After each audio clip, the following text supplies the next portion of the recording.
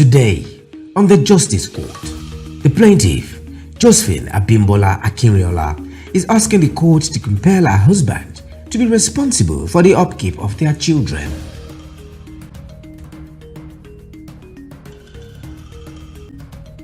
All rise. Court in session. Honorable Judge Fumi Asaolu presiding.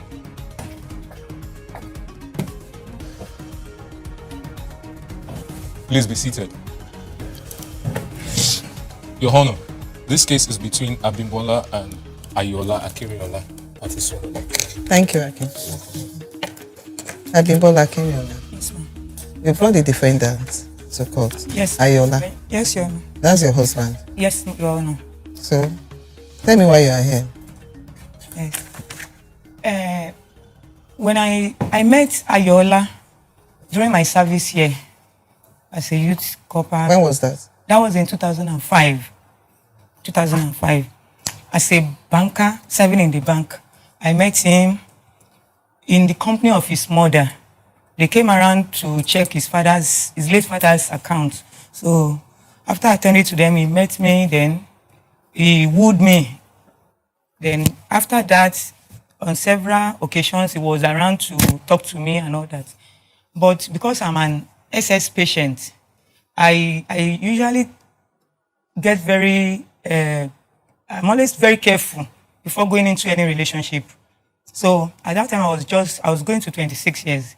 So then later I gave in to his request. He was not working, there was no job, he was not working. I asked him some questions. He was a dropout from about 2 different universities. I asked, why is this so and all that? So he said maybe due to courtesan or riot in this case, as a violent person and all that. I said, okay. He now told me that he's now a changed person and he's ready to, he has turned a new leaf and he wants to live a good life now. So I tried helping him. I encouraged him to go back to school that he can start all over again, forgetting the age barrier. So he decided to look into that. Then I told him, that means you have to look for a job. You're a grown-up man. I think it was about 37 years, 36, 37 then. So how old were you then? I was 26, going to 27. So I told him to go back. So he said, okay, no problem. Then I told him that you can drive very well. Since you don't have any certificate to work with, you can start, maybe since you know how to drive, you can apply for a driver's job if you are not going to be shy taking up that kind of a job. It's not a dirty job, you can get a good one. Fortunately for him, he secured one with Oceanic Bank then. So he was lucky to have been put under Cecilia Ibru to work as one of his drivers. So he was working with her.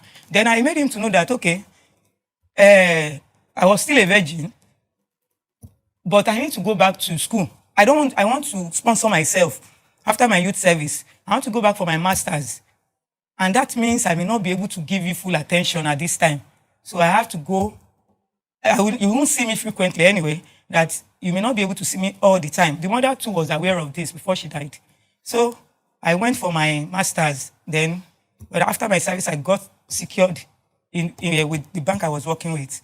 So then during that time, later he came around to my office, we met again, the relationship started again, fully again. So that was when we had an intercourse and he disflowered me. God knows why I got pregnant. So I had during the period of my pregnancy, when I was pregnant, he actually gave my parents, he tortured them because he denied, he didn't deny, but he said he was not ready for marriage. I made him to know that there's no problem, but considering my health, I can't terminate any pregnancy. You just have to keep this baby, and you know that I'm not a wayward person. So I kept the baby. Sometimes I would call him. He was already working and he was earning good salary. He was even using the woman's car, as in the boss car often. It was okay, quite okay. So, but he was not supporting me in any way. So I accepted my fate. I went on. My parents supported, my aged parents, they supported me. They gave me all the support I needed. And I was able to pull through. But always falling into, as in going into the hospital on admission and coming out. But at the end of the day, I put to bed through cesarean section. So I had a CS. That was when he now showed up. Though during the first trimester, I called him. We were persuading him to at least do something. Your wife is pregnant. You know you are the owner of this pregnancy. Try and support this lady. It was just, he didn't even show up. The only time he showed up that I was able to speak with him when my boss ordered him to come around. My boss then in my branch he now came around. The woman called him. She spoke with him at length. When he left, the woman told me, this is not someone you can marry. She actually said that. But so when I put to bed, I called him. He said he was not in town. He came over that week. So he gave the baby name at the hospital. So I went back to my parents. They took care of me after being discharged. And I went ahead with taking care of the baby. 2 years after, going the 3rd year, suddenly, before then, he was calling. At times I would pick. I said, what? He would ask of the baby. I said, the baby is fine. And my daughter is fine. She's doing well. She has even gone to school. Mommy and daddy. Was he sending anything for upkeep of? When I was disturbing, he sent like, sometimes he would send 3,000, send 5,000. At maybe like 3 months. Not in 3 months or in 6 months, he may send 5,000 naira. So it was not regular? Not even about regular. If it is regular, maybe like 3 months, that would have even been considered fair. But not maybe in a year, maybe 5,000 or 3,000 twice. So, but I was not bothered about that. I didn't bother myself. I just felt, okay, God is helping me. I have a job and I'll take care of this child. So I went on, I was taking care of my daughter. 3 years after, he started calling again and came back pleading with my parents that he is so sorry. He's very sorry that he didn't know that my family is a good one. My mother, he actually thought my mother was a witch, that she's into witchcraft. He's a fetish person. So he went to an imam, he went to a prophet, he went to a babalawo, an herbalist. They told him that my mother is the one behind his predicament. I said, you don't have any predicament because you caused this for yourself. They rusticated you from 2 universities. And your life has been in disarray. And now, I've encouraged you to start all over again, and you are doing that. Take that away. There's no one attacking you or no one behind your problem. So let's just forge ahead. So later, my daddy is the minister of God, and he encouraged him, talked to him, he apologized, he cried. Then he now said he wants to come and marry me. The only thing I did was, before you touch me, we are going to go, because I've not seen you in the last more than 2 years. We have to go for medical tests. I took him to the lab. We had series of tests done. The STD, we did HIV, I did every other test, but I did not do genotype because I saw the one he gave me when we met. Considering that, I accepted his proposal and we went in for the marriage. His family came around for the introduction. Then we went for the registry. My documents are here, the pictures, the wedding pictures and everything, and every document are here. So they came we did the registry, did the engagement and every other thing, and we went home. As in, we went with both of us, we contributed money, we rented apartments. So we went home, we're living together.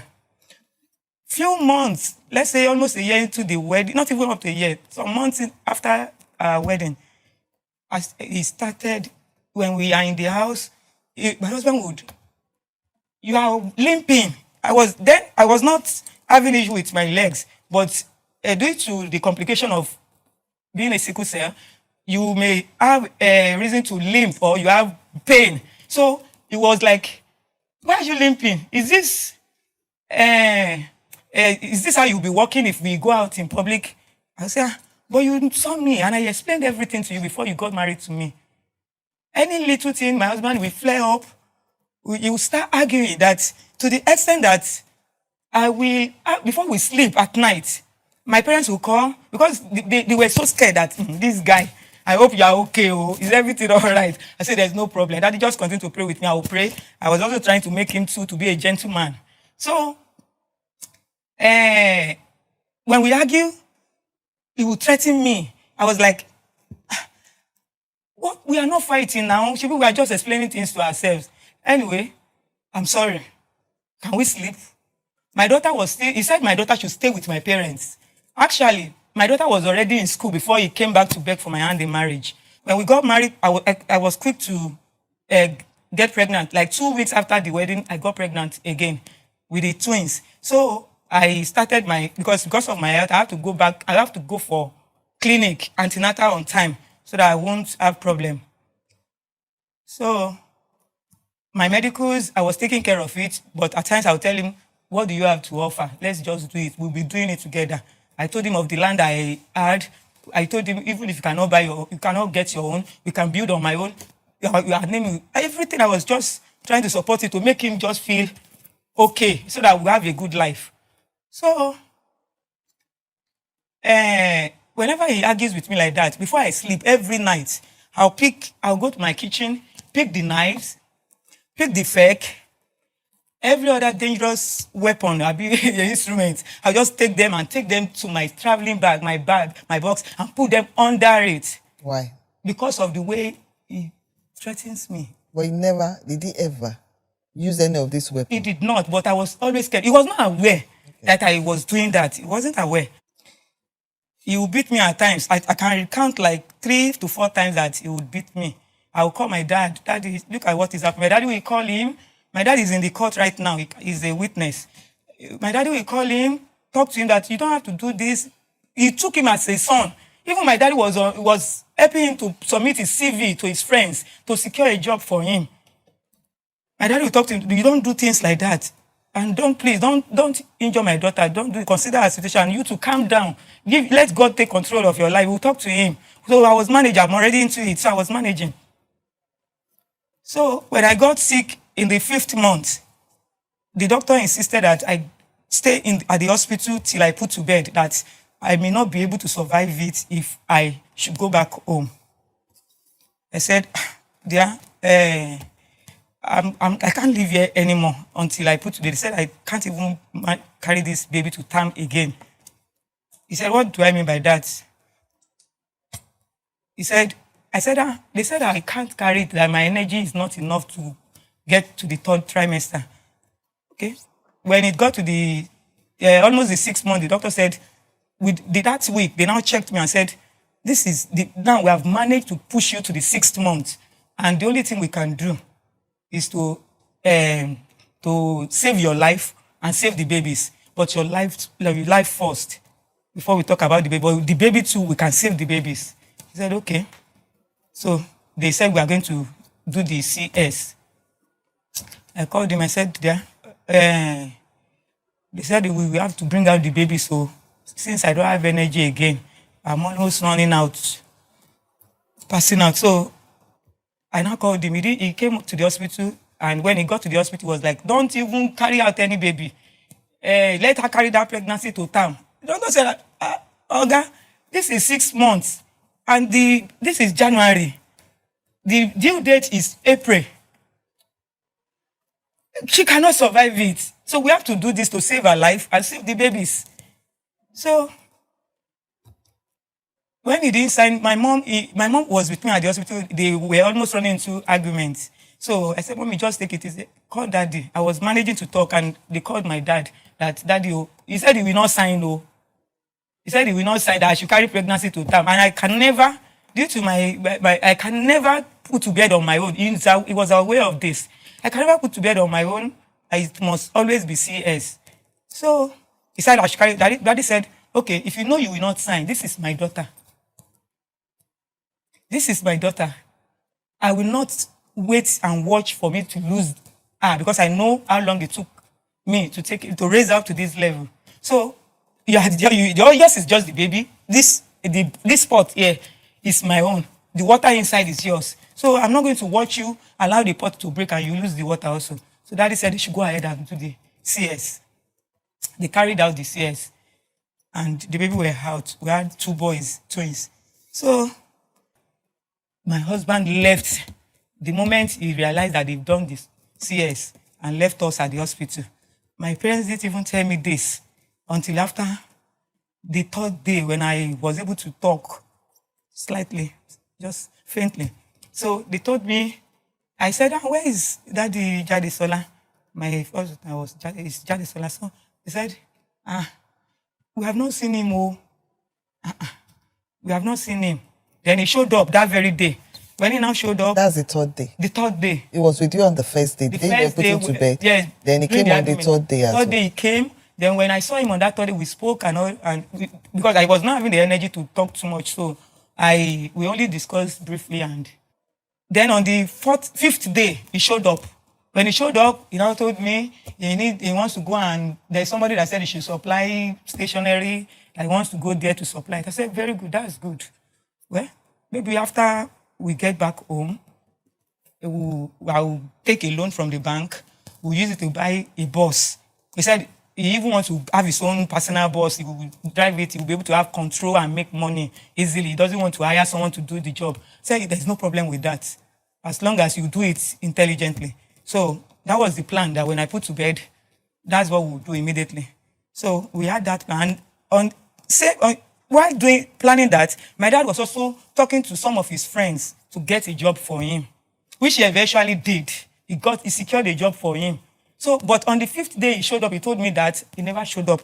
Up to this very moment that I'm talking to him, that I'm here, apart from when he came around to maybe, I don't want to call it hypnotize, to take my daughter away from me last year, I didn't set my eyes on my husband. This is going to 11 years. I've not set eyes on him. I'm just seeing him today. Apart from that day, we did briefly for like 5 minutes when I insisted that you can't take my daughter away. This is the second time. Like 2018, my leg issue started. So it was affecting my job.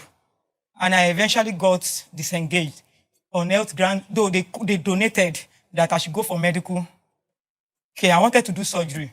Though the bill was around 20 million to do it in India then, 20 million naira. But my company and my office, they couldn't give me all the money, but they tried their best. They gave me some millions, but I couldn't do the surgery. I was managing. They paid me off and all that. So when I called him again, then he blocked my line. He blocked me on Facebook, blocked me on WhatsApp, blocked me on all social media platform. So, but at times, I will use another number to call you. I'll send message. Please, I'm now out of job. I've been raising these kids. It's not been easy. Kindly support me. My parents have been the one using their money. He said, let them continue to use their pension to raise them for you. And you, didn't they pay you gratuity when you left job? Use your gratuity and raise them. Don't you ever disturb me again. During those times, I won't lie, he sent about 3,000 before I lost my job. Sent 3,000 like 2 occasions, sent another 5,000 once for 3 kids. Well, I was not complaining because I had a job.